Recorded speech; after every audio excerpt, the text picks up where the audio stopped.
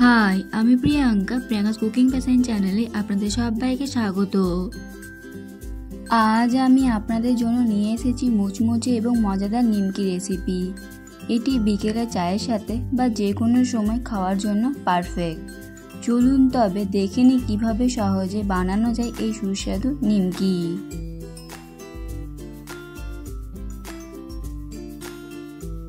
সবার প্রথমে এখানে নিয়ে নিচ্ছি পরিমাণ মতো ময়দা।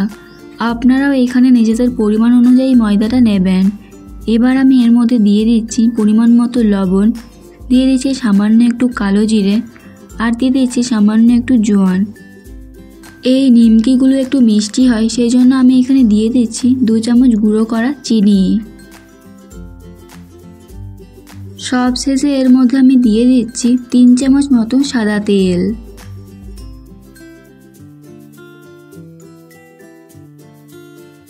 এবার আমি সব কিছুকে একসাথে ভালোভাবে মিশিয়ে নিয়ে ময়াম দেব। এই শুকনো উপকরণগুলোকে যত ভালোভাবে ময়াম দেওয়া হবে নিমকিগুলো ঠিক ততটাই মুচমুচে হবে। প্রায় 3-4 মিনিট ধরে আমি সব কিছুকে ভালোভাবে ময়াম দিলাম। কিভাবে বুঝবেন সব কিছুকে ভালোভাবে ময়াম দেওয়া হয়ে গেছে? প্রথমে হাতের মধ্যে অল্প একটু মিশ্রণ নিয়ে এইভাবে মুঠো করে হালকাতে প্রেস করে যদি ভেঙে যায় তাহলেই বুঝবেন ভালোভাবে ময়াম দেওয়া হয়ে গেছে।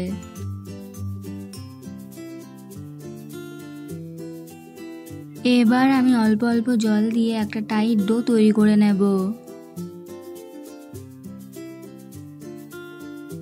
আপনি যদি আমার চ্যানেলে নতুন হয়ে থাকেন তাহলে ভিডিওটি দেখতে দেখতে আমার চ্যানেলটিকে সাবস্ক্রাইব করুন এবং পাশে থাকা বেল আইকনটি অন করে দিন আর নতুন নতুন ভিডিওর আপডেট পাওয়ার জন্য।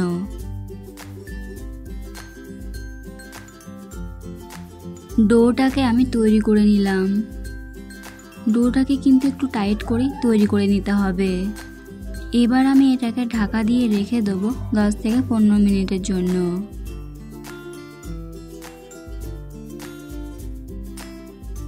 15 মিনিট পর ফিরে এলাম। এবার আমি এই ডোটাকে আবারও একটু মেখে নেব।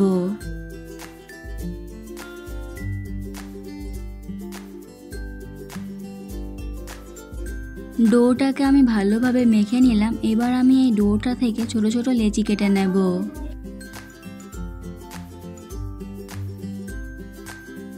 ডোটা থেকে আমি ছোট ছোট লেচি কেটে নিয়েছি। এবার আমি একটা লেচি নিয়ে হাতের তালুর মধ্যে রেখে গোল করে চ্যাপ্টা করে নেব।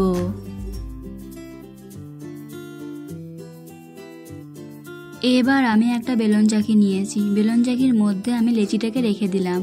এবার আমি লেচিটার মধ্যে একটু ময়দা ছড়িয়ে দিচ্ছি।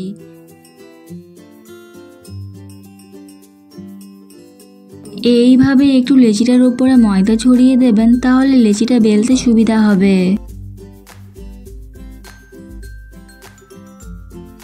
লেচিটাকে আমি লুচির মতো করে বেলে নিলাম। এবার আমি এর উপরে দিয়ে দিচ্ছি সামান্য একটু সাদা তেল। এবার আমি তেলটাকে চারিপাশে ভালোভাবে লাগিয়ে নেব। তেলটাকে আমি ভালোভাবে চারিপাশে লাগিয়ে দিলাম। এবার আমি দিয়ে দিচ্ছি সামান্য একটু ময়দা। ময়দাটাকে আমি ভালোভাবে হাত দিয়ে চারিপাশে লাগিয়ে নেব। এবার আমি এটাকে এভাবে ফোল্ড করে দেব। আজ আমি ত্রিকোণা শেপের নিমকিগুলো বানাচ্ছি। এবার আমি এটার ওপরে একটু ময়দা ছড়িয়ে দিলাম। এবার আমি এটাকে একটু বেলে নিয়ে বড় করে নেব। আশা করি আপনারা বুঝতেই পারলেন আমি কিভাবে এই ত্রিকোণা শেপের নিমকিটা তৈরি করলাম।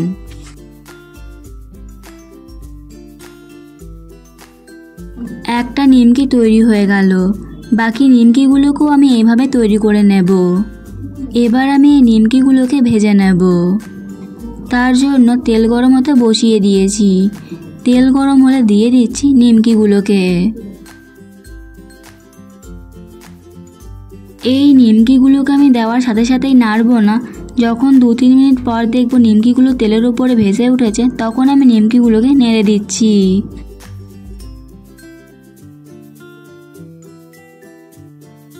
গ্যাসের ফ্লেমটাকে মিডিয়ামে রেখে এবার আমি নিমকিগুলোকে উল্টে পাল্টে ভালোভাবে ভেজে নেব।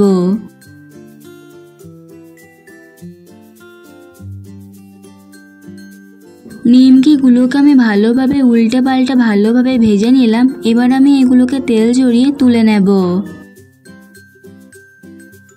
নিমকিগুলো কিন্তু সম্পূর্ণ ঠান্ডা হয়ে যাওয়ার পর আরও বেশি মুচমুচে হয়ে যাবে।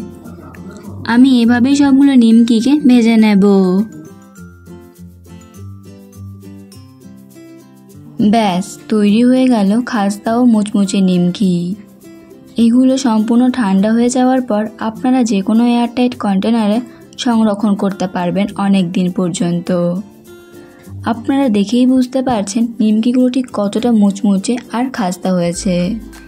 এরকম খাস্তা মুচমুচে নিমকি যদি চায়ের সাথে হয় তাহলে পুরো জমে যাবে। নিমকি রেসিপিটি আপনাদের কেমন লাগলো অবশ্যই কমেন্ট করে জানাবেন। ভালো লেগে থাকলে লাইক এবং শেয়ার করবেন। এরকমই আর নতুন নতুন ভিডিওর আপডেট পাওয়ার জন্য প্রিয়াঙ্কাস কুকিং বেসন চ্যানেলটিকে সাবস্ক্রাইব করতে ভুলবেন না।